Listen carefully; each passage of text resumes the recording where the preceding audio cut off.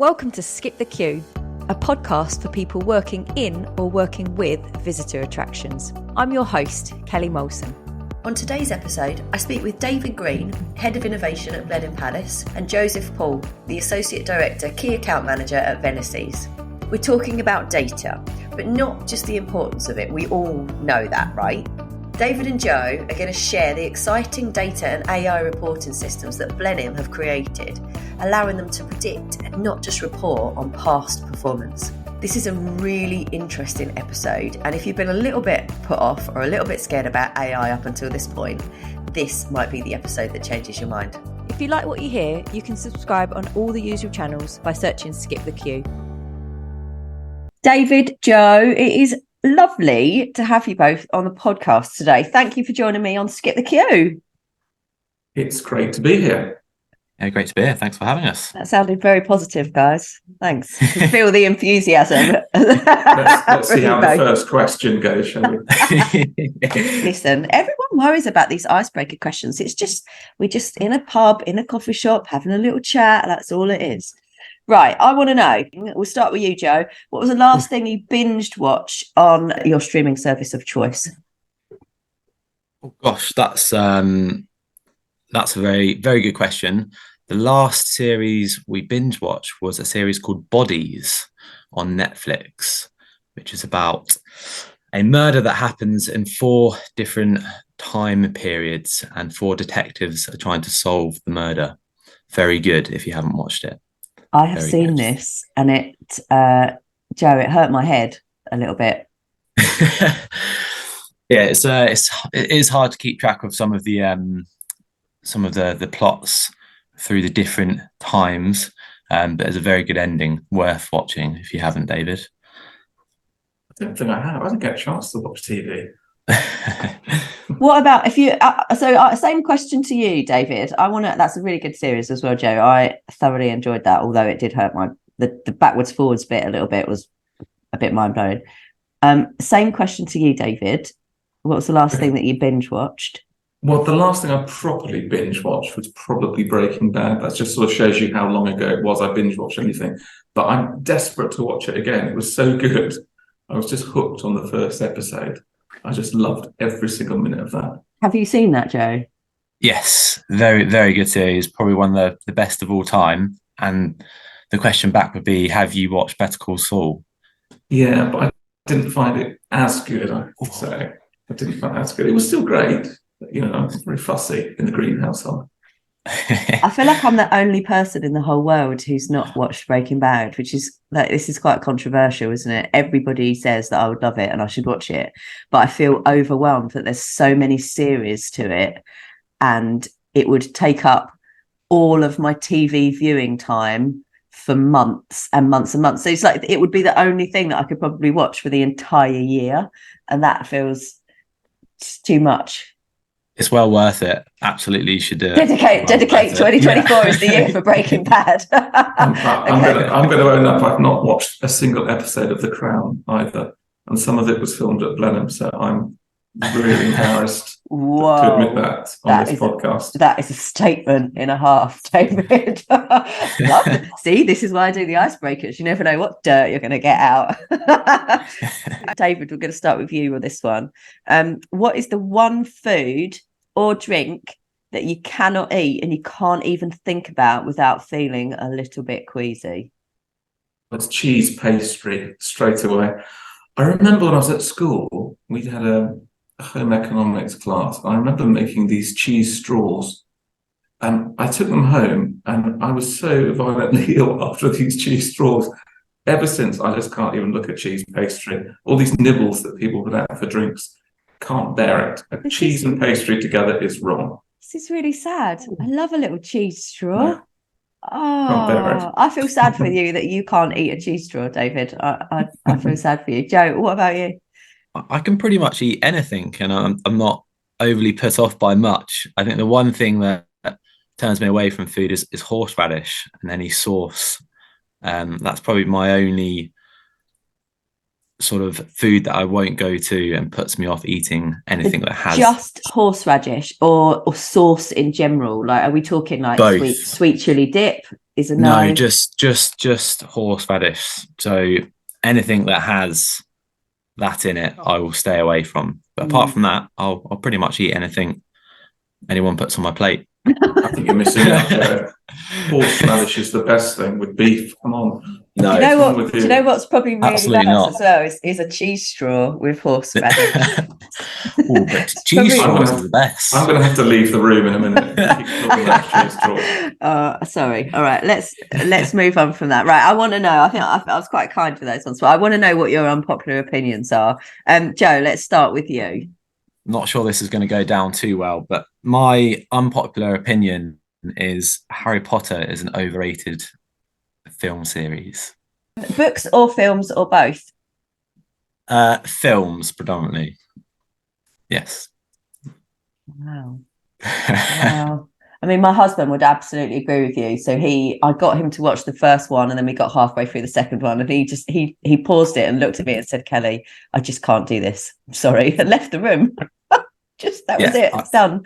I can understand that. So in our household, we alternate between Harry Potter and Lord of the Rings. So we compromise. We have a Harry Potter, then a Lord of the Rings, and then go through. Is your partner Harry Potter then? So okay, yes, yeah. My wife is very much a Harry Potter fan. Interesting. That is quite controversial. How do you feel about that, David? It's quite disappointing, Joe. Oh, I'm sorry. We might have to end this now, Joe. this beautiful relationship that we're going to talk about has come to an abrupt end over Harry Potter. Harry Potter and cheese straws. David, same question to you. What is your unpopular opinion? Didn't think I had any unpopular opinions until I started really thinking about it. I have to say, and my original, this is really going to divide the room, was dancing. Non-professional dancing. I mean, I'm not a dancer. I've got a body of a dad. I am a dad. And my wife and my daughter are very, very, very good dancers. And I think it's just years of standing by a bar at a wedding with that person go, come on, get on the dance floor, come on. And they drag you up. And then busting moves is probably the wrong description, but it's just looking around the room on the floor with other people sort of bobbing around awkwardly, looking, and all the blokes typically looking at each other going, oh, get me home. And it's that awkwardness I find really difficult. And I'm going to be cheeky and add another one, because I just remembered that concerts is another one. So you spend a fortune going to a concert. I took my daughter once to Ariana Grande, and I'd just been dragged to Arctic Monkeys, and we drove hours and hours and hours to this place, and my wife had got row Z, I think, which was, I needed binoculars to even see the stage. I was absolutely freezing, completely freezing. I didn't dress appropriately. I was dressed in a shirt and tie, typically, because that was Arctic Monkeys. You went to a shirt and tie at Arctic Monkeys concert. I have so many questions. I remember walking down to the bottom of the stadium. I'm freezing. I have to go and get some clothes. And they let me out, and I had to buy Arctic Monkeys merchandise. And I came up the steps wearing an Arctic Monkeys hoodie, #1 fan, to my wife and daughter, absolutely laughing hilariously. And I had to listen to the music for 2 hours, and then I got home about 3 o'clock in the morning. And my wife had promised me dinner out, went to a Wild Bean cafe at 1 a.m. on the way home. So that's what a treat. Dancing and concerts. Sorry, just sneak an extra one in. Well, no, I love this. I mean, it's like an elongation of it, isn't it? You know, they're one. They go hand in hand. I would be that person at a wedding though, trying to get you on the dance floor, which made me start laughing, and then I lost it at shirt and tie at an Arctic Monkeys gig. I don't know what were you thinking. I don't know. I think that's my favourite unpopular opinion yet. Oh, well, amazing. Thank you both for sharing. Shall we talk about some serious stuff? I've never seen you cry on the podcast before. I know. I've had a cry. I've definitely had a cry on the podcast, but a cry of laughter, I'm not sure. That's really got me today. Right. Serious stuff. We're going to talk about data today, which is very serious stuff. We all know the importance of data. We've talked about data hundreds and hundreds of times in various different guises on this podcast. However, we're going to talk about reporting today, but with a twist. So reporting is often, usually, about things that have already happened. We're looking at past visitor numbers. We're looking at how many visitors came and how much they spent in the cafe on a particular day, what the weather was like on a past particular day, so we can predict whether it might be like that this year. But Blenheim are doing something completely different with reporting, which when we had a chat about it prior to this episode, it blew my mind a little bit. And it's such a brilliant case study. You need to share this with the world.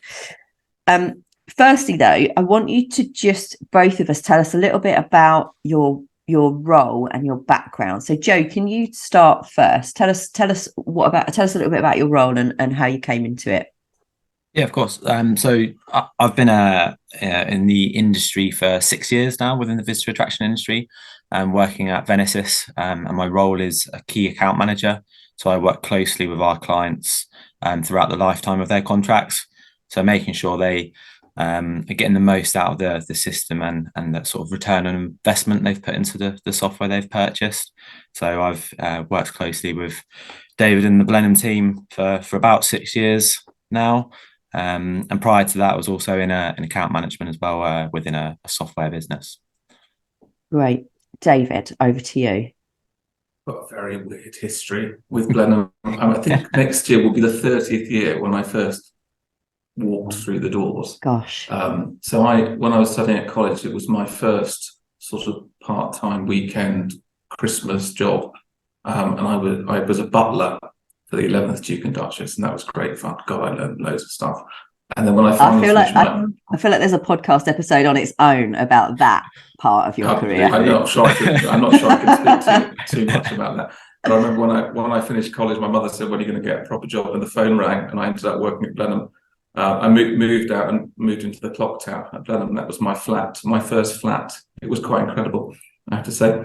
But after leaving when I was 21, I just changed direction. So I became a developer. So I learned to program, and I worked for a little agency in Abingdon for two doctors who were both very, very bright guys. And I just put the hours in and learned to program. And really that probably led to where I am today. I learned very quickly to problem solve and learned very quickly how to develop things. So when I finally joined Blenheim again, full time, it enabled me to sort of trial new things very quickly, fail fast. And that kind of led to our first real-time reporting platform, which I developed myself. Amazing. This was really a combination of, seeing that the business had lots of data and seeing that a lot of the data was inputted in manually. So being able to develop something that could contextualize data in a better way, but get people, looking at the data in a much faster way. I think that's where it sort of started from. And that is what we're going to talk about today. And you've got a really interesting job title. So you're head of innovation at Blenheim Palace. Are there many other heads of innovation in the sector? Because there's lots of kind of, Alva, for instance, brilliant organisation. They do lots of kind of individual meetups. So heads of marketing meetups, CEO meetups, head of visitor service meetups. I haven't seen them do a head of innovation meetup yet. So I question, how many of you are there? I don't think there's very many at all, but the title is becoming more and more known, I think, across multiple sectors. And it was really the sort of creation. I was head of digital at Blenheim for 8 or 9 years, and it was really the creation of Dominic Hare, our CEO, who saw the need for research development. It's the role is really about hunting for problems. And as much as we're well known for our visitor business, we have a thriving land business and a thriving real estate business. And I get to work across those 3 tiers, which is really exciting. Hunting for problems. I get to work with universities. So we have a really strong university partnership, both with Oxford Brookes and the Oxford University. And this really allows us to, bring in sort of the latest research, academics into a real world environment to solve problems together. So that's really exciting. Then the sort of second thing I work on as head of innovation is live data. So I have a data background, so it meant that very quickly I could bring all of our data into one place to drive greater insight. And then the third tier is looking at sort of customer experience changes. So if anyone sees my post on LinkedIn, you'll see we've brought in a new returnable cup scheme where all of our cups are RFID enabled. So looking at eradicating single-use cups, right the way through to a transformation project around implementing digital wallets and passes. So there's lots of different things right the way through to encouraging our visitors to come by green transport, which is very much tied into our sort of 2027 pledge to become carbon neutral. That's lovely. It's good. Yeah, that's really interesting that you sit across so many different facets and it's not just about data and reporting and digital, really.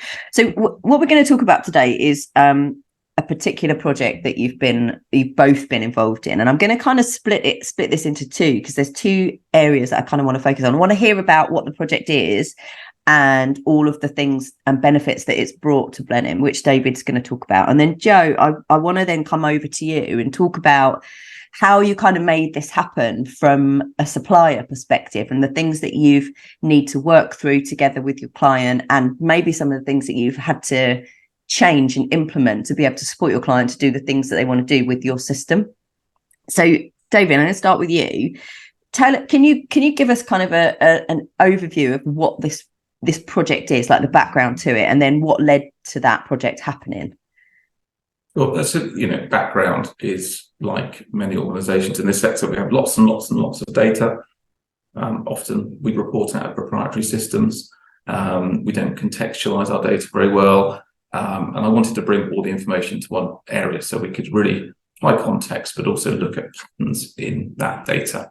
So this sort of built off our first real-time reporting platform, that we were able to get data into the hands of the operations teams and other teams really, really quickly. But it wasn't really supportable just by me here at Blenheim. So we were looking at finding a platform that we could utilise that would allow us to get data out to people in a much more secure way. I was handling all the visualizations and things, and there's better tools for that. So that's one of the reasons. The second thing is, looking at data, I wanted to trial using AI to identify patterns. So what's the correlation between certain data sources? There's one, a group of visitors wearing wet coats. Does that have an impact on the environmental conditions? What's the optimal number of people in a retail space to maximize secondary spend? All those sorts of things were unanswered questions. So I utilized one of our Oxford Brooks relationships that we already had, and we applied for what's called a knowledge transfer partnership, so a KTP, which is match funded. So it's Innovate UK match funded, and I highly, highly recommend them as a starting point. And what that does, it brings in an associate who works full time. This project was, I think, 32 months, but also you get access to different parts of the university. And in our case, we had access to the technical faculty as well as the business faculty. So you've got real experts in the field working with an associate that's embedded here at Blenheim that can help us solve that problem. And we were fortunate to win the application, the grant money, and then we ploughed on. So we called it a smart visitor management system. That's kind of the headline. And really the two key subsystems of that was the customer insight and prediction. So we wanted to look at how we could predict visitor numbers. We know all of the knock-on impacts of that in terms of better planning, reducing food waste, all those sorts of things. But then we also want to look at the visitor flow. So that's almost saying, well, where are visitors right now and where are they going to go next? Mm-hmm. So they're the two sort of component parts. Such a brilliant introduction to AI as well, because I think it's such a current topic right now. And I was at a recent Alva meeting where there was a phenomenal speaker talking about the implications of AI and the opportunities that it could bring. And I think there was a 50-50 split of the audience. Of 50% of them were terrified about this new technology and what it might potentially mean. And then 50% were really, inspired by it and see these huge opportunities from it. I think this is such a brilliant case study to show how it can be used to your advantage in a very non-scary way. I think that, AI can be scary, but actually this is, it's all about governance at the end of the day. And actually what we were doing is using machine learning to identify patterns in large data sets to help us, be better informed. What have been the benefits of implementing this kind of level of data reporting? So what have you been able to do that you couldn't previously do? Well, predictions is one. So ultimately, we all budget. I mean, the first thing to probably say is that, when we look at contextual reporting, normally we access our data from a proprietary system and then bring it into some sort of spreadsheet and then try and tie it into a budget. That's sort of the first thing. It's really getting all of your data sets in a row. So we had budget, we had weather, we had advanced bookings, we had ticketing from different sort of platforms.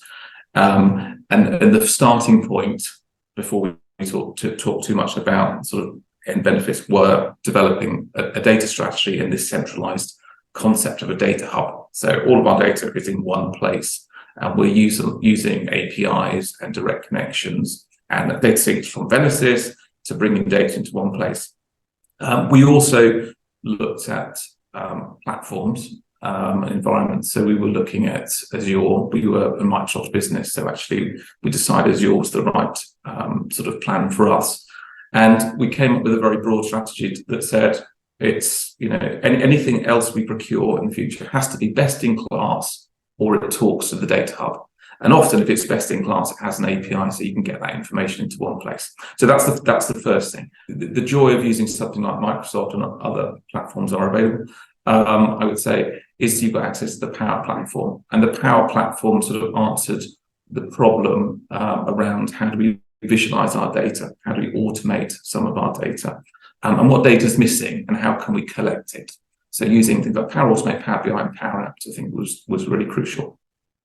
Once we had all of our sort of data organized, we had the pandemic. And of course, one of the sort of big issues around predicting, certainly when you've got lots of data sets, you're trying to look at patterns in data and your data is, finely structured, then you get hit by something like this and, where are the patterns? What's changed? The business model completely changed. We were a 10% advanced booking business, and suddenly we were either 0 or 80 or 100, and then sort of now about 65. So that was a bit of a challenge as well. In terms of then looking at the missing data, and we'll talk a little bit later on maybe about sort of the sensor network and how do we measure things in remote places. But ultimately, the core of this project was the data hub, the ability to bring everything into one place, and the ability to push that data out. So, answering your question quite in a long-winded way, is really about getting the data into the hands of people to allow them to plan better, to be prepared for the day. What is likely to happen today? What are the patterns in that day? And this is where we develop things like a concept of similar day. So a similar day might be one that has a similar number of pre-bookings, has similar weather. We look at weather in terms of temperature, wind, and rain. It might have a similarity in terms of an event day or a weekend, or similar budget. And that concept allows us to look forward, which is great. The predictions tend to look at other things. So we have one naive prediction that looks at previous performance in terms of pre-booking to predict forward. And then another one, we have what we call adaptive prediction, which allows us to look at advanced bookings and then see the change in advanced bookings over time against budget to then alert us to the fact that we might experience more visitors than expected on that particular day. Wow. Gosh, that's really powerful, isn't it? And does that mean that your team have access to kind of a dashboard that they can look at any given time and be like, okay, we can model next week based on these predictions?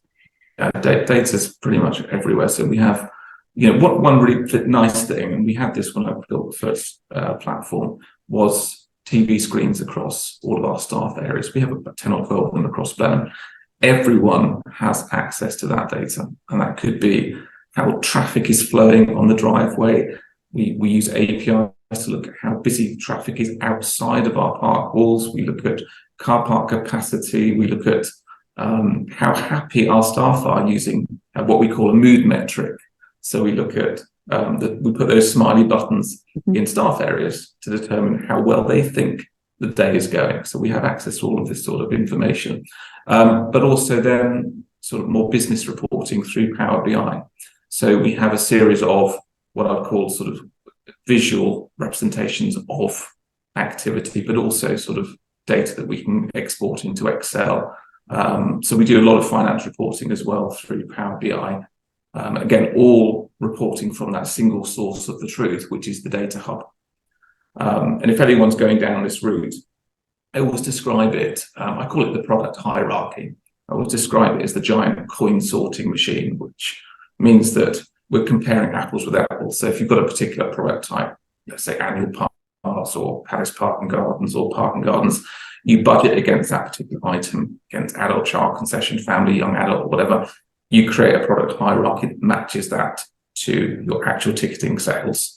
And it doesn't matter then who sells your ticket, you're matching to that same product hierarchy. So think of it as a giant coin sorting machine that then every 5 minutes builds that single source of the truth in a database, then can be reported out either through digital screens, applications, or Power BI. So lots of opportunity.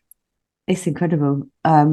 Just that level of access that you can give people now, that must have improved how the team feel about their working day. You know, it must have really helped with kind of like team culture and team, you know, morale. Absolutely. You know, one, it's about engaging. You know, our teams are really important. People are the most important thing we have, commodity we have at Blenheim. So, you know, having a series of management accounts they never see, you know, their impact of engaging our visitors and giving our visitors a really good time, you know, focusing on that net promoter score, giving them access to that information to say, well done, look at the impact is really important. So yeah, it's been fairly transformational here at Blenheim. Wow. What do you think has been the biggest impact? I think access to the data, better planning. There's more to do. You know, we're embedding these tools and getting people to trust these tools. It's no mean feat. So, you know, getting people to use it. What's nice to see is just when things aren't coming through quite right, or, you know, car parks busier than we say it is, you know, there might be data pipeline that's, you know, gone awry. You know, people very quickly come to us and say it's missing. So, you know, 7 days a week, you know, our team is sort of monitoring and seeing people use it. Mood metrics, great. You know, our cleaners now, they clean our facilities based on usage because they can see how many people have used the loos, you know, or using our sensor data. So that's again, it all impacts that net promoter score. And I will say on net promoter, love it or hate it, you know, net promoter score is all about looking backwards typically. What we try to do is to create the equivalent to, you know, on the day, what can we do about it right now? How busy is traffic flowing on our drive? Do we need to open another kiosk? How busy will the cafe get at 11 o'clock? Will we run out of sandwiches? So we've got alerting looking at that comparison to similar day, and are we trading above or below that? You know, so again, we can send an alert to say, make some more sandwiches or do something else. The loos need cleaning. All of these sorts of things are built into the visitor management system to allow us to really optimize not just the visitor experience, but our staff engagement and experience as well. So you've got this really proactive approach to it, which actually makes you reactive on the day because you can move quicker. Absolutely. Because you can make easier decisions about things. That's phenomenal. Completely. I love that the team have taken real ownership of that as well. You know, I think embedding something like this is it can be quite challenging, right? People don't like change and these things feel a bit scary, but it feels like your team have really engaged with them and taken ownership of the system. Absolutely. You know, it's no mean feat. 2 challenges in embedding something new like this. Absolutely, that's change management.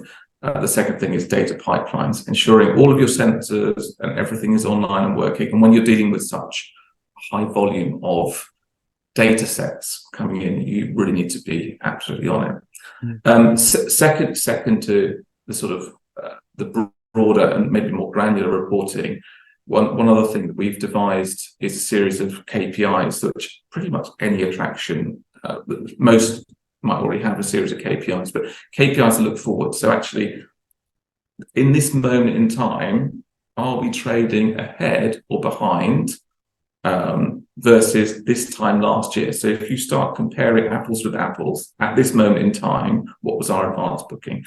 We share these KPIs across the whole site, and that could be in relation to the bookings or even, you know, spend per head versus budget spend per head for the next 30 days. We visually put these on all of our digital screens and very quickly can identify when we need to do something. Could be driving up our marketing activity or celebrating success. We've got a very clear picture, and that means everyone's along for the ride. Everyone gets access to this information. That's absolutely phenomenal. Joe, I'm going to come over to you now, because I can only imagine what you were thinking when David came to you and said, right, we've got this idea. This is what we want to do. And you're one of the platforms, Vennersys is one of the platforms that has been working with them. I think it's quite a long relationship, is it? It's about 16 years. 16, 17 years now, I think. So yeah, a long relationship. Yeah, I was 5. How old were you, sir? Wasn't conceived yet. Wowzers, that is a long relationship. Okay, so I kind of want to know from you, Joe, to make this happen, what have you had to do differently as a supplier? So how have you had to interact with your clients' needs, and what steps did you have to go to kind of understand what the outcome was going to be? Yeah, so I think firstly the system has an enormous amount of data in it, and I think the first step for us was to understand exactly what Blenheim were looking to get out of the system and plug into the sort of the data hub that David was talking about. So that kind of comprised of some initial conversations of what they were trying to achieve, and then following that it was all about workshopping and making sure we were going to present the data in the format that David and the team at Blenheim Palace required. Yeah, I think fundamentally it was just working closely with the team there and getting those requirements in detail and making sure we weren't missing anything and really, understanding everything they were trying to achieve and pushing that in a simple and easy format for the team to then, push into their views and into their KPIs that they required. So for us, it was really the main focus for us was pushing that data out to David and the team into that data hub in that format that was easily accessible and sort of manipulated for them. I guess there's so much. It's understanding what are the key points, what are the variables here, what are the key points that we need to do this, and how do we go about doing this for you? Absolutely, because there's a number of options and a number of different ways that data can be pushed to clients. So it's understanding what the best is for that client and their resource, because that's also important. Not every attraction has unlimited resource or the expertise in-house to sort of obtain that data, but also even if they can obtain that data, they might not have that sort of resource to then create their own dashboards and create their own reporting tools from a repository. So yeah, it's really understanding every kind of asset and every level to that sort of client and then working closely with them to achieve their goal. So it might be more resource from our side or working closely with the expertise that they might have in-house. Yeah, or suggesting that they might need to get extra expertise. So this is something that we talk about in terms of API integration all the time, is that it absolutely can be done with any of the systems that you have. If they have an API, yes, you can integrate it into whatever other system that you want, but who takes ownership of that internally? And do they have the capability, and do they have the resource, and do they have the capacity to do that? And if that's a no, who can be trained to do those things, and how do we facilitate that as well? Yeah, absolutely. And in this case, I mean, as David's highlighted, he's clearly got the expertise himself and others around him to produce all these fantastic sort of views and dashboards that are displayed all around Blenheim Palace. So in this sort of example, with Blenheim Palace, it was all about getting the data to them and making sure it was in a format that they could work with easily. And you've worked together, Joe, you said about 6 years you've been at Vennersys now, but the organisation has worked with Blenheim for over 16 years, which is testament to the relationship and the product that you have. How has this process that you've been through together, has this changed or strengthened the kind of relationship between supplier and client? Yes, I think from our point of view, we like to see it as a partnership, and I think David would agree, and we want to be a part of their journey, but also Blenheim want to be a part of our journey. So we're helping one another to achieve our individual goals, but as a partnership. So that relationship goes from strength to strength, and we continue to have those conversations, whether that's myself or others within the business to Blenheim Palace around things that we're coming up against around in the industry, but also vice versa. So, if David's got his ear to the ground and has a suggestion around how our platform could be improved, that's fed back to us, and we have that, back and forth between client and supplier. But we like to see it as a partnership, and work closely with them to achieve their goals and also our goals together. That's really. I don't want to make Joe cry because I've already made you cry, Kelly. But no, seriously, it's over that course of 17 years, and I'm sure lots of people listening to this podcast will realise that it's always challenging working with other suppliers. You have your ups and you have your downs, but we've had way more ups than we've had downs, and our business has changed massively. We went through a process of becoming a charity, so suddenly gift aid on admissions was really important, and Joe and the team really helped us achieve that. Vanbrugh was not a very good forward planner in terms of, he was a great architect, but actually we have a single point of entry, and to try and gift aid so many visitors, we have 1 million visitors a year coming to Blenheim, to try and gift aid such a large number, on a driveway is really, really difficult. So actually working through that gift aid at the gate process, really looking at that gift aid opportunity was one of the key projects really that we work with Vennersys on. But that's where the good things come out of client-supplier relationships, is that you're both challenging each other on what the objectives are and what the outcomes potentially could be. So you work in partnership together, and then everybody gets the better outcome. When we first spoke about this topic, what I thought was brilliant is that you have this such a great case study. You have such a great showcase piece here, both of you, for how you've worked together and what you've been able to develop. I've absolutely said that you need to pitch this as a talk at the Museum and Heritage Show, because I think it's an absolutely brilliant topic for it. It's so current, and something that other organisations can go away and kind of model on. I don't know if you saw, we had Nick Winus on from the Tank Museum last season, who came on and basically he gives away his kind of process as to how they've developed their YouTube following and how they've developed kind of a sales strategy from it, and it's brilliant. But he's great at kind of coming on and going, this is what I did, and this is what we did, and this is the process, and here you go and do it. And I think you have an opportunity to do that together, which I think is lovely. Isn't it nice though that we don't feel in competition and we can work together? We created what we call the Continual Improvement and Innovation Group, which we have lots of members who have joined from all different places, from Chatsworth to Bewley to Hatfield House and so on. And all of that is a Slack channel. It's a 6 monthly meeting where we all come together and we discuss our challenges. You talked about, are there many head of innovations? Well, may not be, but actually sharing our insights and sharing our lessons learned is incredibly important. And that's not just Blenheim, lots of other attractions are doing lots of brilliant things as well, and we can learn from them.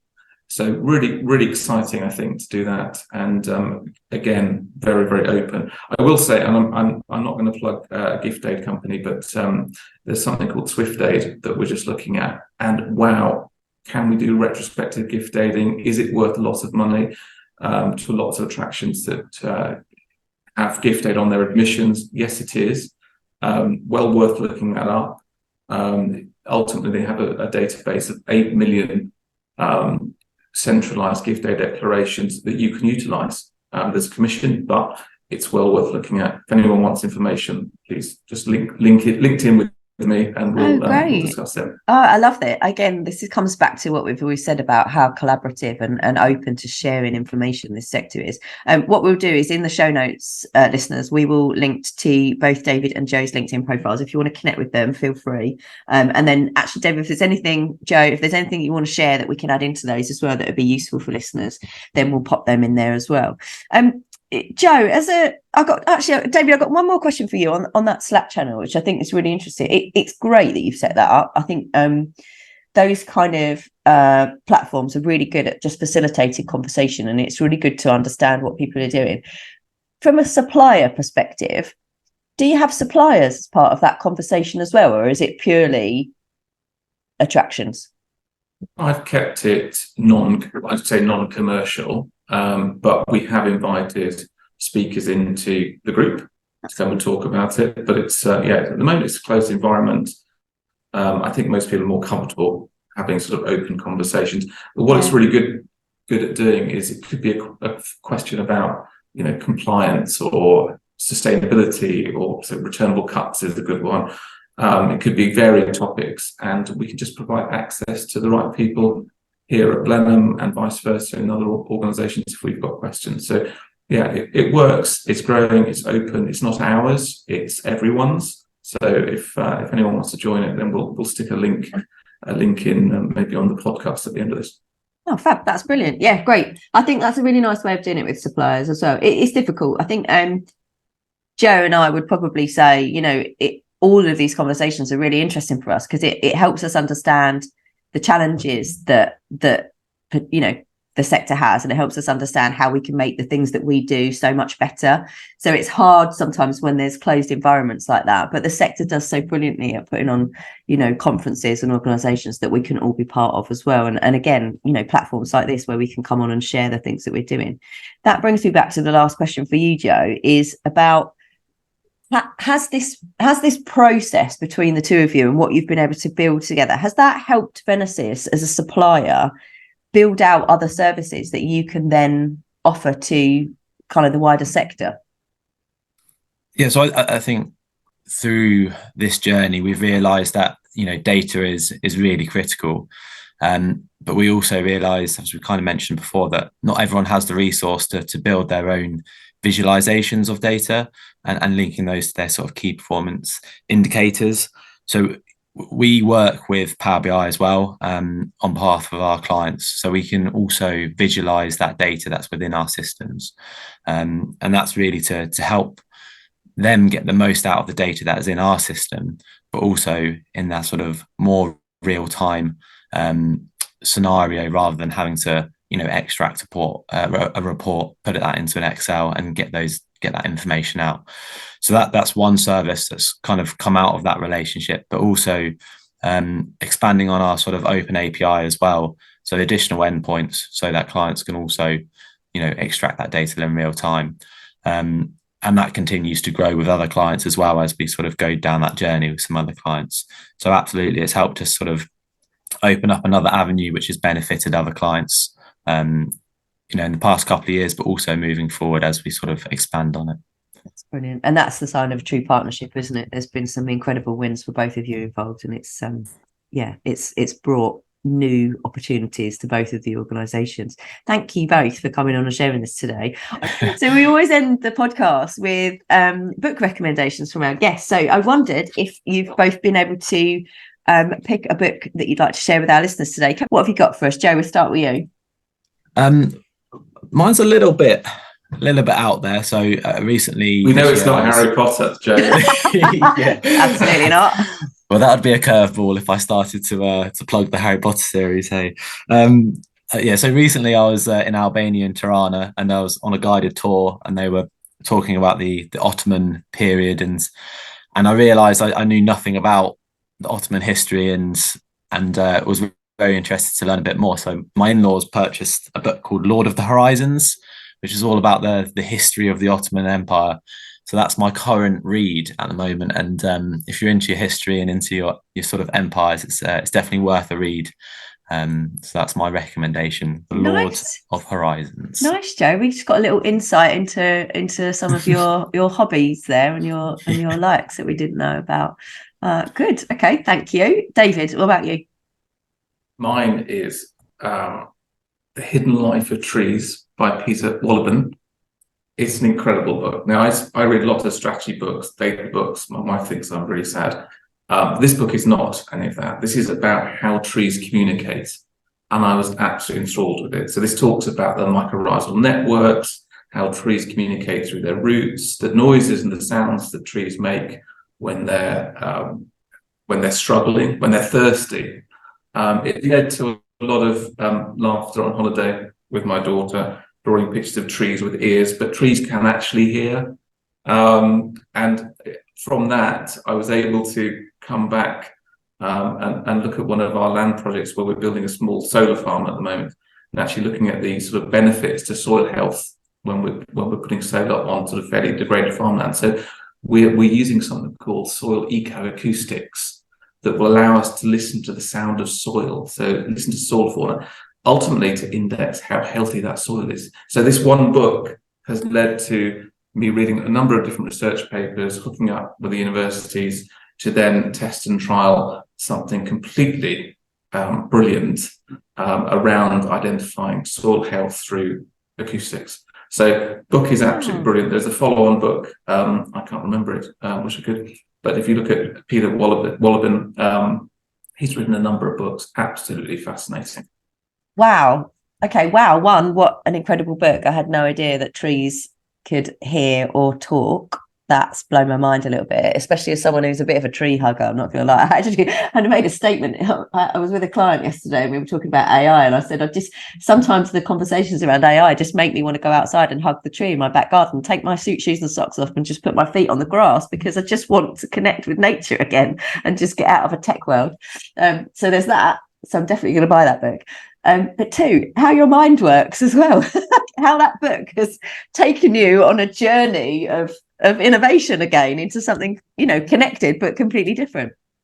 It's again, it's going to be data. So you're welcome. We'll happily show you that side and put some headphones on you, and we'll make this public as well. So hopefully we can share the secret sound of soil and other things as well. But it's really fascinating. That to me sounds like a David Attenborough show. Maybe we'll make it another podcast episode at some point. I'd love that. Thank you both for coming on and sharing today. As ever, if you want to win a copy of Joe and David's books, go over to our Twitter account, retweet this episode announcement with the words, "I want Joe and David's books," and you'll be in with a chance of winning them. Wow. Thank you for sharing. It's been an absolutely insightful podcast. There's lots of things that we're going to put in the show notes for you all. And as Joe and David said, please do, if you've got questions around what they've talked about today, feel free to connect. And we'll pop a link to that Slack group in the show notes too, so you can join in with these conversations. Thank you both. Thank you. Thanks, Kelly. Thanks for listening to Skip the Queue. If you've enjoyed this podcast, please leave us a 5-star review. It really helps others find us. And remember to follow us on Twitter for your chance to win the books that have been mentioned. Skip the Queue is brought to you by Rubber Cheese, a digital agency that builds remarkable systems and websites for attractions that helps them increase their visitor numbers. You can find show notes and transcriptions from this episode and more over on our website, rubbercheese.com/podcast.